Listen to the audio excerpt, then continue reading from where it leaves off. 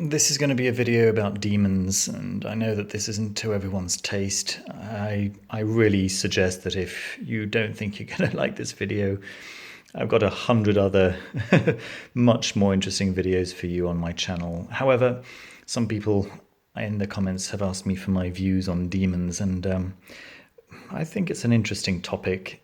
Certainly a topic that I've spent quite a lot of time researching, so well, I can tell you what I think. I'm no authority on the matter, but I can tell you what conclusions I've drawn for myself, and maybe that'll be useful for you. Maybe it'll make you angry. Maybe it'll comfort you. I can't be sure.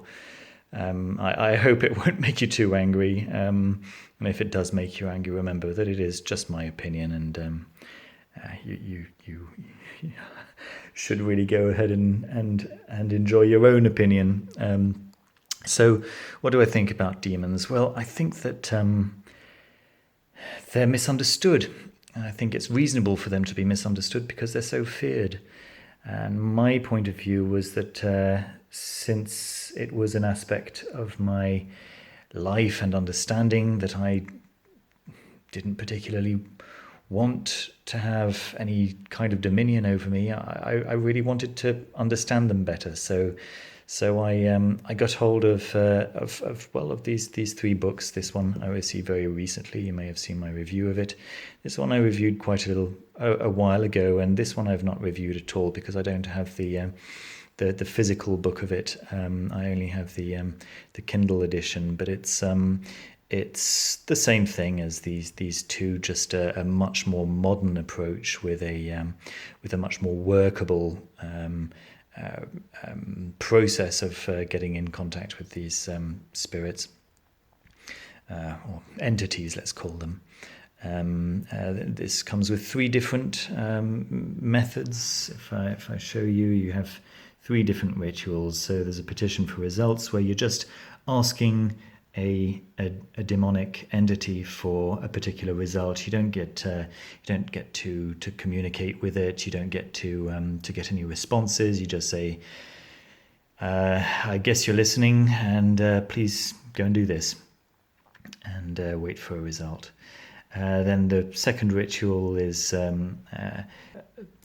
there's more communication going on, and then the third ritual is for full evocation, is to come face to face with the demon that you're calling. Now, I haven't performed any of these. However, I think that if I wanted to, then this is probably the method that I would use. Even the full evocation, while it's quite involved, you do have quite a lot of preparation involved. It is written for a modern audience, whereas the methods outlined in these two books are they assume that you're living in the 17th century, or even 16th century, or even before, since they are based on earlier writings. Okay, so that's with regards to practicalities. Now, these books are really about giving you the tools to keep you safe while you do that. I would say that this one would be the least safe. If it claims to keep you somewhat safe, thanks to the circle and the triangle of the art. Let me see if I can find it for you in here. The circle, which is basically about surrounding yourself with the names of God while you invoke. There we go. This is the one. While you invoke the demon, and you can see in this picture, in fact, the practitioner standing in the circle and the demon appearing outside of that circle. So it does give you some tools to keep you safe. That is really the point. And this triangle is once again to constrain the demon and to force it stop lying and tell the truth, and to not trick you in any way.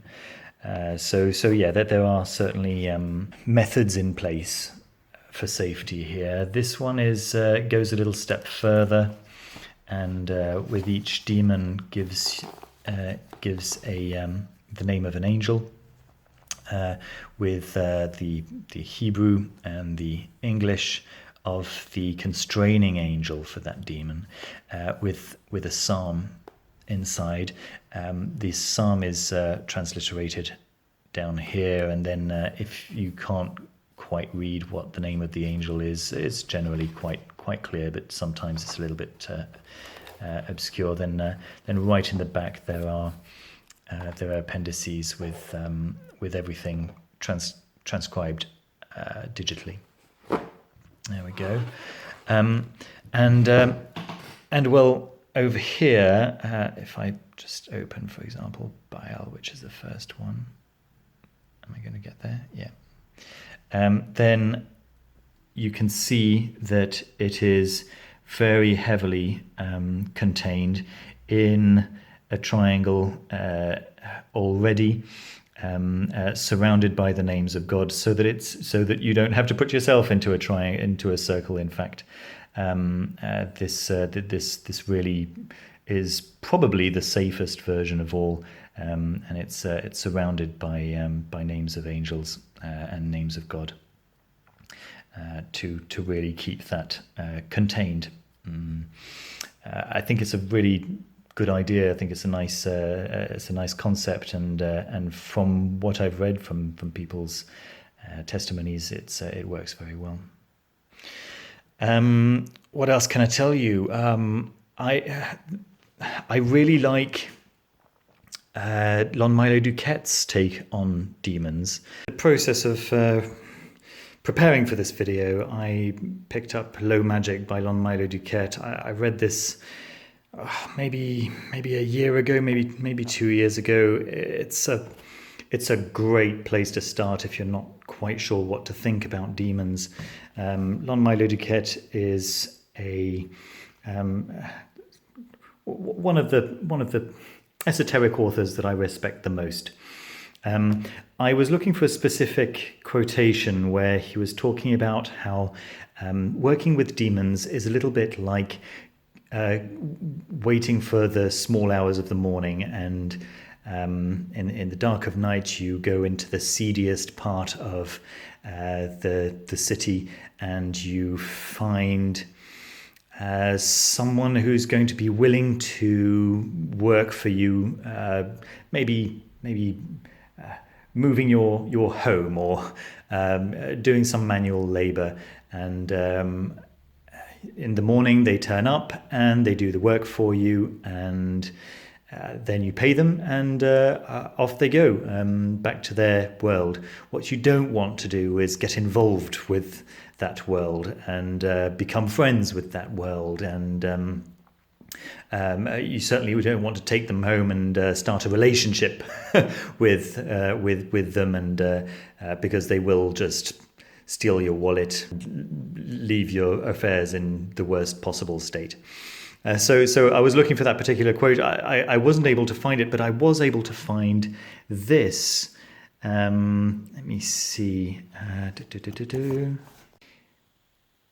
Here we go. I've often said that the only thing I can change with magic is myself. I believed that. Whatever changes I wish to effect with magic, the first and only thing that will be directly changed by my magical operation will be me. Once I'm changed, then the new changed me will then somehow affect or attract the desired object of my operation. However, we seldom know in advance what changes we'll need to undergo to become that new person. Furthermore, it's a cold, hard fact of life that change often comes as the result of trauma. Perhaps Mary is the kind of girl who can only fall in love with a blind man, or an amputee, or a Republican. Funny things about demons: if you're a Solomon, they make wonderful employees, but if you're not, they make terrible bosses. They're easy to call up. They run amok in our lives as the frenzied menagerie of our uncontrolled and undirected energies. When we willfully put one to work for us, we're in essence saying to the cosmos of consciousness, I will conquer and redeem this demon from hell. And the battle will take the form of a character-building adventure. The adventure will transform the demon into a loyal and worthy employee, and transform me into a new and different person, a masterful person, the kind of person the object of my magical operation happens to, the kind of person Mary falls in love with. So I rather like that. I think it rings true. I do believe that demons can appear to be external entities, and I also believe that they are parts of ourselves. I know most people think that it has to be either one or the other, but I think that both of these statements are true. And if they are a part of me, then I don't want it in control of me. I want to be in control of it. And therefore, working with these demons can only be a positive thing, in my opinion. Now, I wanted to finish this video by saying that I created this video really to give you some insight into my thinking. This is by no means authoritative. It's by no means the way you should think, but it might provide you with something to consider and to think about. I certainly recommend reading Low Magick by Low Magick, whatever your beliefs are. He's a very approachable, wonderful educator. There we go. So there we go. That really concludes my video on demons. I hope it was useful for you and maybe raised some questions and possibly answered some of your questions as well. Thanks ever so much for watching. Don't forget to leave a thumbs up below and subscribe if you haven't already. Thanks ever so much. Take care. Bye-bye.